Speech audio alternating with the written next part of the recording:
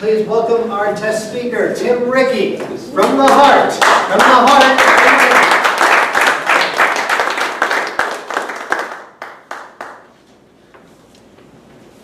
What does it take to succeed? If you don't know, please listen up.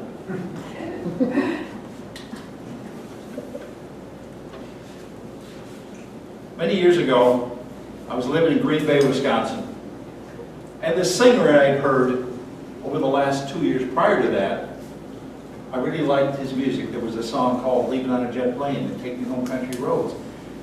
And I talked about it in the Sears store that I worked in there.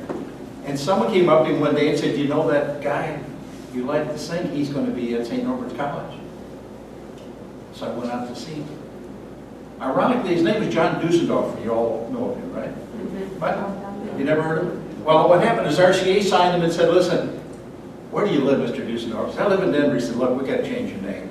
So it became John Denver. And everybody knows who John Denver is. Quite a singer. I got the bug. I went to that concert, front row center. Eat your heart out, Carmelo. Front row center. I got so caught up in the whole thing, and there's never been anything in my life that caught me up more than that. So I've got to do this. Now, I had no idea if I could sing or play an instrument, and I wanted to do what John Denver did. So the next day, total immersion, I decided to stick my heart out there, and I went and bought a guitar at Sears. It was broken, it was $8. I kind of glued it together. And I took lessons for about 6 months, and the third month into it, my teacher said, look, either you get a new guitar or I'm gone. Because it was really bad, so I bought myself a really good guitar. And a few months after that, I saw this ad in the Green Bay Press Gazette, European Opera Coach interviewing potential students. So I went to the door, I knocked on it, and this tall, skinny guy with a dolly-type mustache wrote. And he says, yes, what do you want? And I says, I'm here about taking the voice lessons. Welcome me, come stand by the piano, I do scales, and we see you sing. You do no scales. Luckily, I'd taken those guitar lessons, because otherwise I wouldn't have known what scales were. So I stood there, and for 20 minutes, I went, mommy, me, mo, you, mommy, ma, that sort of thing for 20 minutes. Then he closed the piano that rather loud, and he folded his arms, and I'm thinking, oh, Jesus, I want to do this, I'm dead. He looked at me and says, Mr. Rickey, I think we can do something here. Now, I left there that day about that high off the ground. I'm going to be a singer. Maybe a rock and roll singer. Little did I know. But so I went from that. 2 years later, I found myself in Fort Myers with Sears, and they asked me if I'd sing for a little group. They were having a contest they had within the store, sales contest, and I said, yeah, I guess so. He said, well, it's going to be down at the Civic Center downtown, which was a small Civic Center compared to what we have here. So I get down there, and I'm wearing my white bell-bottom pants, floral shirt, you know those shoes with the real high platforms? I look more like John Travolta than anything else. And I walked out to the stage, and I waited behind this curtain to open. And I said, you know, the only thing I can do is give it all my heart. Because I know that if you love an audience, they're going to love you back. That's the way it works. The curtain's open, and I'm expecting 35, 50 people. No, add a zero. The place is packed. All I can see these lights in my eyes and the tops of heads everywhere. So I stepped up to the microphone, had my guitar, and I sang, today while the blossoms still cling to the vine, I'll taste your strawberries, drink your sweet wine. The song is Today from the Broadway play. As I'm singing, I'm shaking so bad that my knees were starting to shake, so I locked them. Not a good idea, because it immediately goes to your voice. So I backed off of that, and then the strangest thing happened. Over my left shoulder is me watching me. I had an out-of-body experience. I said, wait a minute, this can't be. How can it be down there? How can it be up there at the same time? It's very hard to explain that to people, but that's what happened. And then as I finished the song, I was back and it was just me. And I finished the song and nothing happened. I'm looking at the audience. My fly open? And then one man stood up, started, another, the house lights went on. They went nuts. They absolutely blew up. Talk about becoming humbled very quickly. That did. I let their tears flowing down my face. I never expected that kind of result from the first time I sang in public. But it was a very uplifting experience. So there were lessons I learned because I listened to what was going on and I followed with my heart. And I followed it. A few years later I moved to Orlando and I started my first business. It was a challenge. I was sleeping on the floor of an efficiency apartment. I'd just gone through a divorce and I'm going to start a business. What, are you out of your mind? You know, my friends would say. And I did, and that business gave me all my dreams. It went from doing a few sales to millions within a few years. So don't tell me you can't, you need money to do something. If the idea is good, it'll come. It'll find its way to you, because it did for me. And it was a very unique experience for me, for that to happen. And the last time something like this happened was when I joined Toastmasters, my first icebreaker speech. I'm scared to death, and I decided to do a speech, not an icebreaker, but a story about me and the Green Bay Packers, because they were back in the Super Bowl for the first time. It's 20 years ago, for the first time since the 60s. Nervous, had breakfast there. It was the articulators now, was the Maitland Club then. Breakfast was there, my coffee's there. I couldn't drink anything, but same thing else from mine. Give my heart when I step up there. And I did my speech, and I won. And then I took the little stick, the little slips, put them in my pocket, and I still do this to this day. I don't read them until I get back to the office. And there I go again, right up off the floor. So there's a point here that makes all of these things succeed. If you know what it is, raise your hand. Okay? I'm not going to let you talk though. So the thing is, you know, I told you at the very beginning to listen, didn't I? Right? But you see, it isn't what you listen to. It's really what's in your heart. Got this through.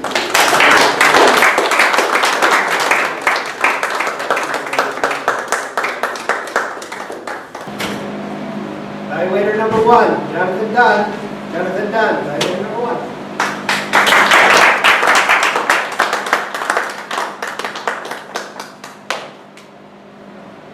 Fellow Toastmasters, honored guests, especially my friend Tim, from the heart emanates the fundamental principle for everything. And once we understand that principle, everything else makes sense. That principle from the heart is to become the best version of ourselves in everything we do, including tonight's speech, Tim. And tonight, from my heart, I'm going to share with you 3 fundamental principles that will absolutely help your speech and make it the best version of itself. We're going to focus on the structure, the content, and the delivery. Tim, you opened us up with a rhetorical question. Do you know what it takes to succeed? And knowing what sort of man you are, you had me hooked from that point. But then when you got into the body of your speech, that's where I really liked it a lot. And the reason I liked his speech a lot when he got into the body is Tim has lived his life. And the man has a wealth of stories to share with us. And he shared with us stories about Wisconsin and his journey on his pathway to becoming the success that he is. And then he closed us down brilliantly with the broken heart that became whole. Now, Tim, I want to give you a little bit of feedback. We've memorialized the good parts, but I want to tell you how you can make it even better. About 30 seconds in, you started giving us the story. And I want to spice that up. That's where I want you to begin. It was Wisconsin. It was snowing. And I was getting ready to go on stage, and the lights were creating so much sweat. But what happened in this challenging moment? I learned what it takes to succeed. So we spice it up. Well, Emerald Lagasse. And then going into your content, Tim is a master of using humor. You did very well in the humor. You did the fly open part. And then going back to what I said in the previous statement, you used great imagery in your speech. We're under the lights right now. It's tremendously uncomfortable. But how I would have liked you to take that section up and improve it, you started us out by saying, do you know what it takes to succeed? But then you very rarely use the term you the rest of your speech.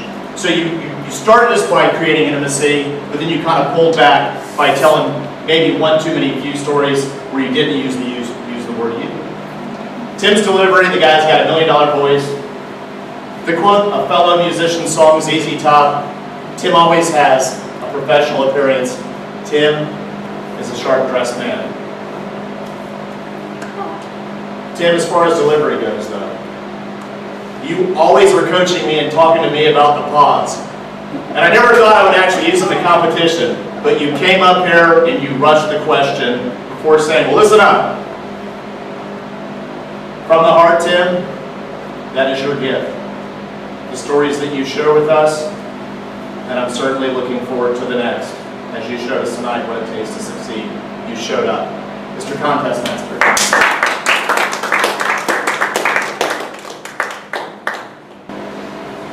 Evaluator number 2, Mark Lockery. Mark Lockery, evaluator number 2.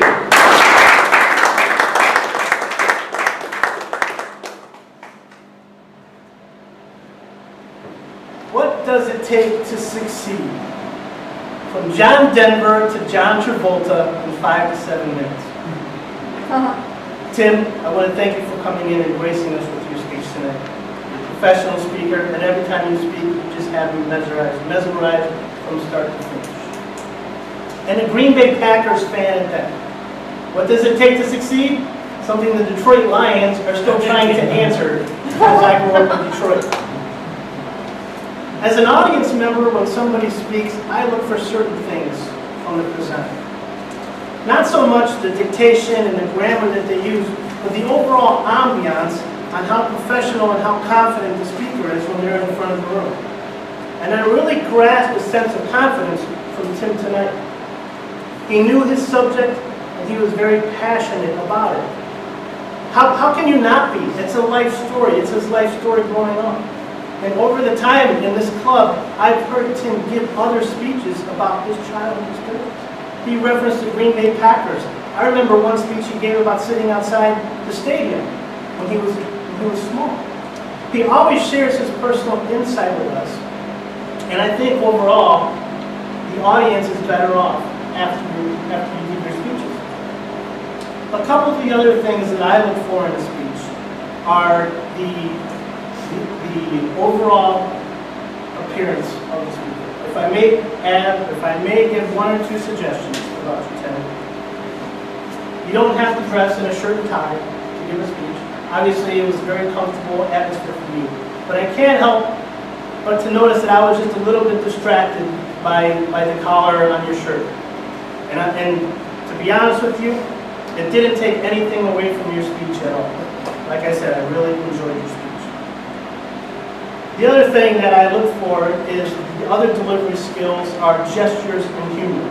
Humor is such an important conduit to relate to the audience, and your speech was filled with humor. Stories from growing up. One other thing, you had good vocal variety, the way you gave the interpretation of the Russian professor, I think it was. So that was very good. One other thing I noticed, though, was you had a connection with one of the audience members. You referenced something about Carmilla. Unfortunately, I don't think anybody else in the room understood what that joke was. I guess it was an inside joke. But as a speaker, one of the things that I look for is, do you connect with everybody in the audience? Overall, I'd say you had a great speech. Growing up a John Denver fan, I would say you did good. Take me back home to the country roads. Mr. Contestant.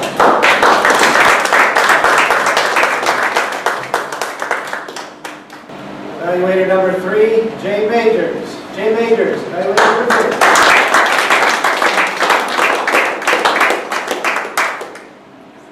Good evening, fellow Toastmasters and honored guests, and especially my friend, longtime friend, Tim Rickey. It's wonderful to be here with all of you tonight, and what a fabulous speech. You had me from the beginning.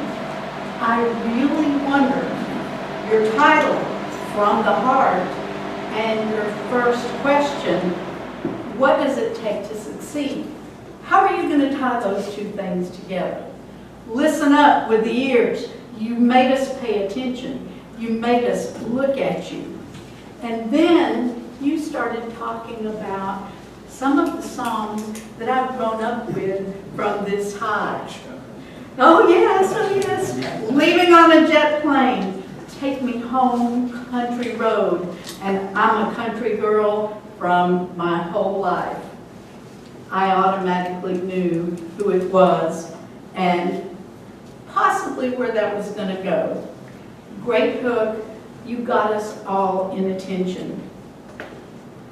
As you spoke, you told us the story of your life.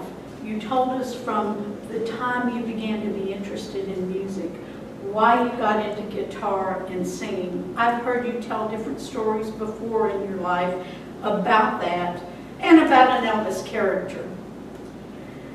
So I knew that that was a huge part of your life and something that was important. Talking about the German teacher, totally loved the accent. You played that part extremely well.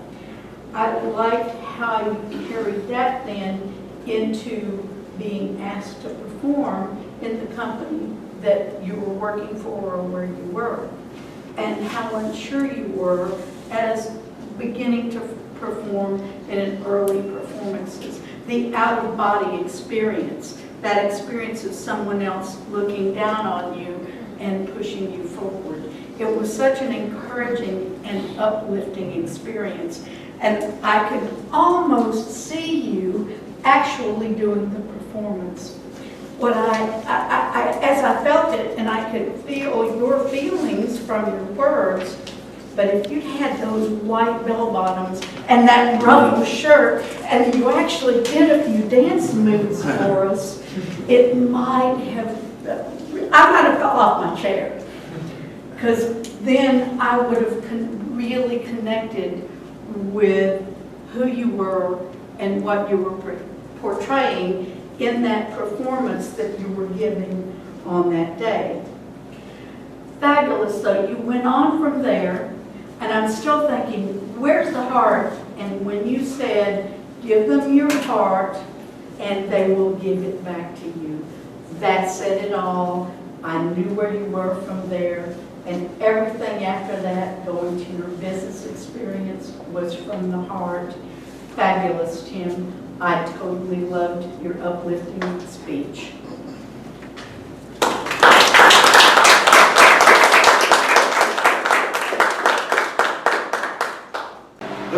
Mark Lockery, the movie and the show.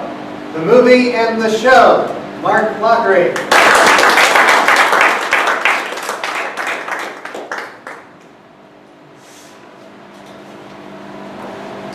Have you ever heard the expression, it's better to ask for forgiveness than ask for permission? Well, that's correct. I'm married and I don't have the opportunity to select. Mr. Contest Master, members, and guests. Everything I do needs prior approval from the wife. So when the new horror movie was coming out and I wanted to be there on opening day, I knew the only way that was going to happen is if I got permission from my wife to go. Now the problem there is, when husbands ask their wives for permission, they never know the answer they're going to get. And that's because women, mostly wives, go through this thing on a scheduled basis that really wreaks havoc on their emotions and their ability to make decisions. We refer to it as the PBS effect. And that's because as married men, we understand this to be exactly like watching a show on the PBS channel. Normally, I love PBS. 90% of the time, the shows that are on are funny and entertaining, and I can watch it all day long. But every now and then, about usually 28 days or so, they put on a program that makes absolutely no sense whatsoever. It's not funny, it's overly emotional, and it doesn't align with any of the other shows on in the house. And as men, when PBS puts this show on, we don't want to have anything to do with it. We just want to get up and leave the room. But we can't, because this show seems to be on every television in the house. Now PBS knows we don't want to watch the show, because I think PBS can read our mind. As men, when that show comes on, we just want to turn the channel or turn the TV off for a couple of days. But we can't, because PBS sees us pick up the remote. And right before we change the channel, the show suddenly stops for a couple minutes. And it's replaced by commercials that appeal to the husband. And it's different. It's based on the individual. For this man, it could be a vacation on the beach or pets. And for this man, it could be motorcycles or tactical gear. And PBS lures us back into this false sense of security. And we think to ourselves, you know, just maybe I can bear the show and get through it from start to finish. Now, we try to get rid of the show. We can't get rid of the show. The only way to escape the show is to leave the house. But you can't leave the house. PBS will not let you leave the house once the show starts. Because no matter when you decide to come home from the bar with your friends, the show will still be on. As men, there's one thing you can try to do. You can try to leave the house right before the show starts. But that's virtually impossible because no man ever knows when the show is going to start. It's not on the schedule. It can start in the middle of the night. You could go to bed happy on Friday night, and when you wake up Saturday morning, the show is on. The show is already on. What's with this show? And this process just keeps going on and over again as if it's some kind of cycle. Now these are the types of things that were running through my head when I was trying to figure out how to ask my wife for permission to go see this movie. You see, I needed to get the green light to go see the movie before the show started. And I figured my chances would be better if I did something nice, like clean the house. And I'm not talking just a normal sweeping or dusting. I'm talking military grade, white glove inspection, deep cleaning. Reminiscent of my days in the Marine Corps, because back then, we knew how to clean stuff. I remember one day our drill instructor came in, handed me a bottle of bleach and a toothbrush, and told me to clean the entire barracks from top to bottom. I did it, and that barracks was spot on perfect. You see, that is the type of deep cleaning power that I needed to harness if I was going to get my wife to let me go see the movie. So one day, I went in, the loving husband that I am, and for 8 hours, I scrubbed that entire bathroom from floor to ceiling with nothing but a bottle of bleach and my wife's toothbrush.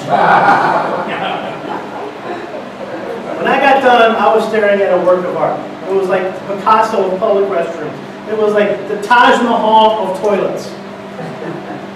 The only problem was I got so excited and the satisfaction of a job well done, I put her toothbrush back in the holder. And I forgot to tell her that that's what I was dipping in Clorox for 8 hours while I was scrubbing the dirt and grime off the floor. Now naturally she was upset at first, but she couldn't stay mad at me very long because A, I did give her a bona fide beautiful bathroom. But more importantly than that, everybody started complimenting her on how much whiter her teeth looked. It was a win-win. And just like a lion hiding in the bush, a smart husband knows when his wife is most vulnerable. So while she was looking at her pearly whites in the hallway mirror, I decided it was time for me to strike. I went up to her and I said, honey, there's a new horror movie showing tonight. Can I please go see it with my friend John? And she said, okay. I didn't even give the normal husband response of, are you sure? I didn't want her to second guess her approval.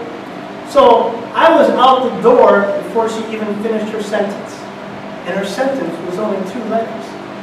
I had the phone in my hand. I said, John, grab your jacket, grab your shoes, meet me at the theater in 20 minutes. We are a go for Operation Horror Movie.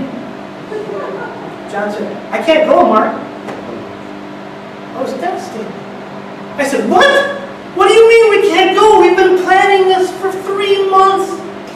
What could be so important that you can't go with me to watch the movie? There was a pause, and then he said in a low, defeated voice, can't go to the movie because I'm watching the show.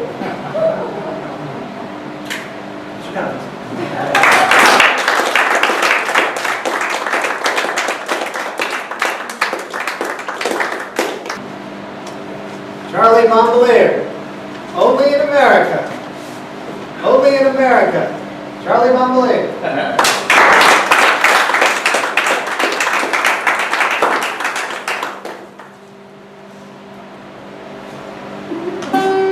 Only in America. Okay, that's enough. I don't want to get so excited. But if you want to hear more of my singing, no problem. Just in my little jar there, no problem. Conte mater, pero por mater, guess who? When I did the show last week, I got plenty of good tips. Why one said, don't quit your day job. What's up with that? Another one left me a half bottle of Dr. Pepper. And a nice person, they left me a slightly used chewing gum. Really good, tasty. Lots of good tips. Let me introduce myself. My name is Charlie Bombardier. That'd be French, but I'm a Cuban. Go figure. The Cuban American Club of Puerto Rico, they wanted me to explain to you what experience I had coming to America. Okay, the first experience that I remember when I arrived in Miami Beach on my banana boat and I looked the map of the USA, I said, wow, they have a big property. How come a little sliver in Cuba? Okay, then I discovered America, the land of the free. I love the Constitution. I love the free speech. Freedom in America. Hallelujah, baby. Incredible. The second thing I find out is I live in this country and I love the beach. And when I went to the beach for the first time here, that's when I got my first heart attack. This pretty señorita, one after the other, they make my liver quiver and my bones moan. Wait a minute, you know, we're forgetting my tip jar here. Okay? Now listen up.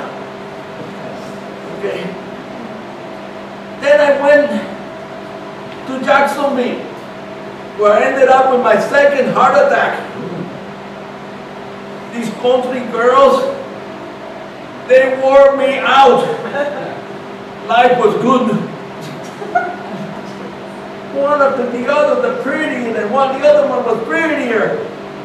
Blonde girl, brown hair, blue hair. They're all gray, I tell you. You know, one experience I had was I had this one girl and she tell me, Charlie, what's the matter for you? You take me out on a date and then the next day I see you with someone else. It's America, honey, land of the free. Okay, so listen to this.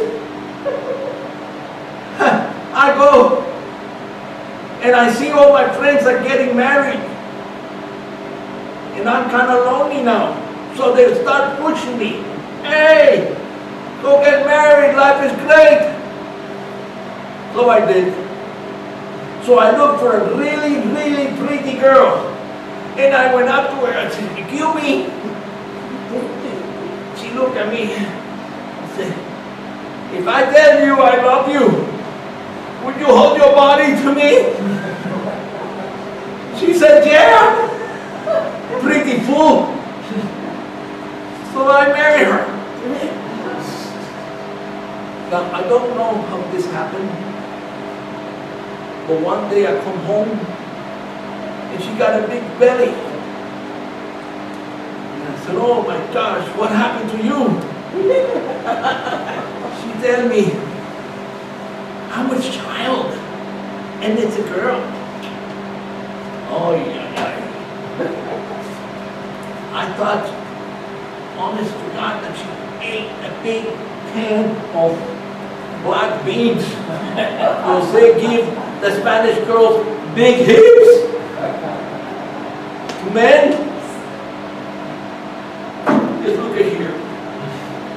No more black beans for me. So then 3 years later, bing, bang, she got a big belly again. What am I gonna do? Give me. You know, guys, help me out here. Don't make me get my guitar, okay? And now, as it happens, 8 years later, I go to a big wedding. And one thing that I do like, that I retained from Cuba, Cuban cigar. They make my face turn pretty green. And they also like Cuba Libre. I like them when I drink. I get very romantic. You know, when we got home that night, the wedding, because I drank a few,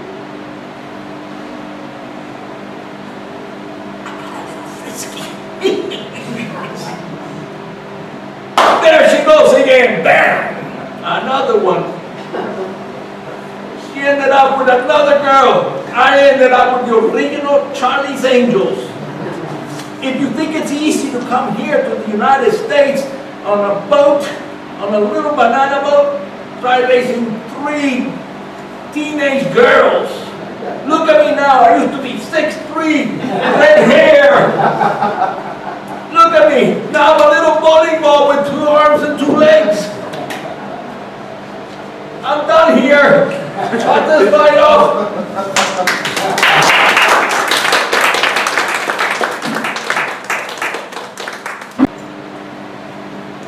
Jonathan Dunn. If a little bit is good, it doesn't mean a lot is better.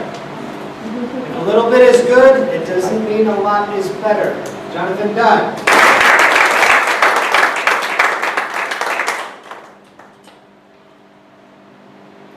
In the 80s, one might have referred to me as a semi-strange child. I never would leave my house without 3 things. Number 1, my Star Wars Chewbacca backpack. Number 2, my Michael Jackson glove. I was prone to bouts of spontaneous moonwalking. And number 3, I saved the best for last. It was what made the backpack a necessity.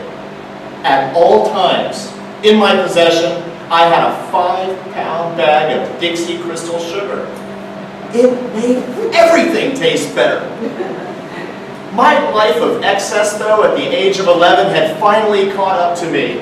And I was standing in front of my mother having a serious talk. Well, why does my stomach stick out so much further than the other boys and girls? My mother had like this stock response to everything I said to her. Oh, my little perfect angel! It gave me a little bit of solace today, right up until she dropped the proverbial sledgehammer on my head. She told me I wasn't dying, but she told me I liked the sugar too much. This revelation absolutely devastated me. Tears began to stream down my cheeks.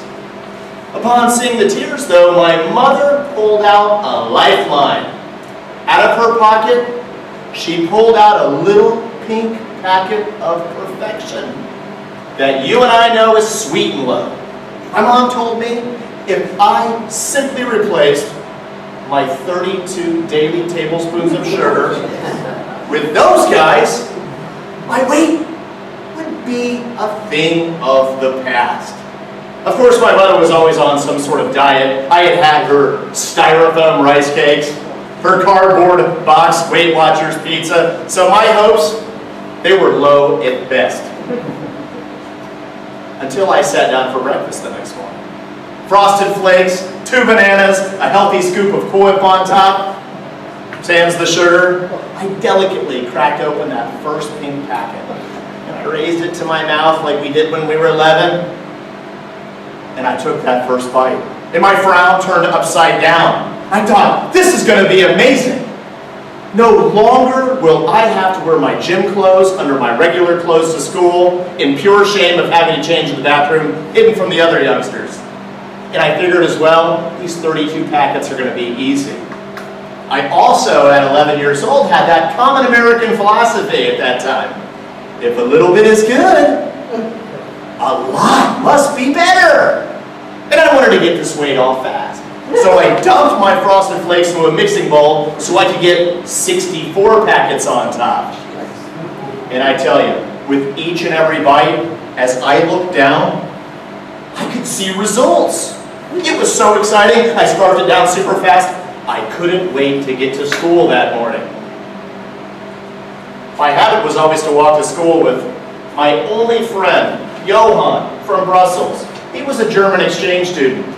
But today, all eyes needed to be on me. I quickly rushed out of the house, slapped my jacket over my back, and for those of you that remember the 70s, I was Travolta, strutting down the sidewalk like Saturday Night Fever, baby. John Dunn was staying alive. Ladies, watch out! Except about 50 yards down the sidewalk, I learned a new lesson. The lesson. If a little bit is good, a lot might not be. Side effects. Belching, bloatedness, and worst of all, bombastic flatulence. And out of nowhere, my stomach told my body, you've got 60 seconds to get to the toilet and the clock starts now. I tightened my buns like a vice and I turned around. And there was Johan coming up from behind me. And he was speaking to me in a responsive German fashion, even though I hadn't talked to him. I quickly grimaced and I said, Ich bin gut! Ich bin gut! Fortunately, Johan stepped into my now present cloud, which I could best describe as a truck stop bathroom. And for lack of a better term, he dropped. I didn't care. I needed to get to the porcelain god stat. I looked like a running penguin all the way home. And I get to the door. And in my excitement, I had locked my keys inside. I made the executive decision, however, to jump the fence and do what our ancestors did, caveman style. If you knew my parents' backyard, when you jumped the fence, my father's rose bush was right there. I had no choice. It was time to fertilize. I quickly stripped naked, jumped to the pool, jumped out. There was a beach towel back there I cleaned off, and I made it back to the bus stop in time for school. Unbeknownst to me, though, a horrible scene was unfolding. When I got home from school that day, I expected my mother to be there with Chef Boyardee beefaroni. Except my sister greeted me at the door, and she was crying, and she handed me a Kleenex. She told me to have a seat on the couch, brother. Something horrible happened! And I sat down. I didn't know what was going on. Mom came home from work and took Angel out. Angel was our 5-pound toy Pekingese. And she went over to her favorite place to do her duty, Dad's rose bush. And Mom was seeing that she was agitated and went over and thought she was going to do that glandular thing that frees it. And she looked down and she was horrified. She told me my mom thought Angel was dying and had rushed her to the veterinarian's office. I learned another lesson that day, a great one for Toastmasters. Silence is golden! Fellow Toastmasters, honored guests, when the door opened several hours later and my dogs, Angels, belled, filled the room with noise, I was so relieved. And I will never forget the lesson. And if a little bit is good, it doesn't mean a lot is better, is the contest master.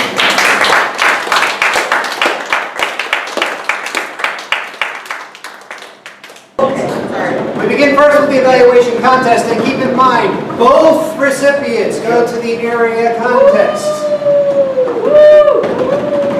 In second place, congratulations, Mark Lockery.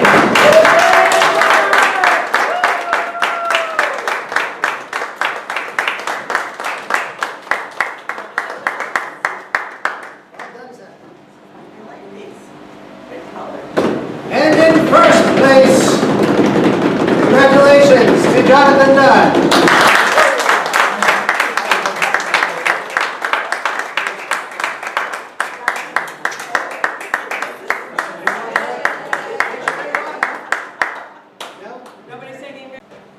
Now for the humorous speech contest results. In second place, congratulations to Charlie Von Blair.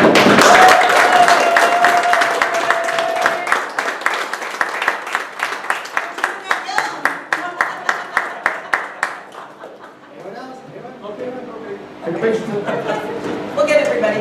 Take note that since we do get to send two, if either of these willing candidates are unable to attend, third place gets to go for either of them. Yeah.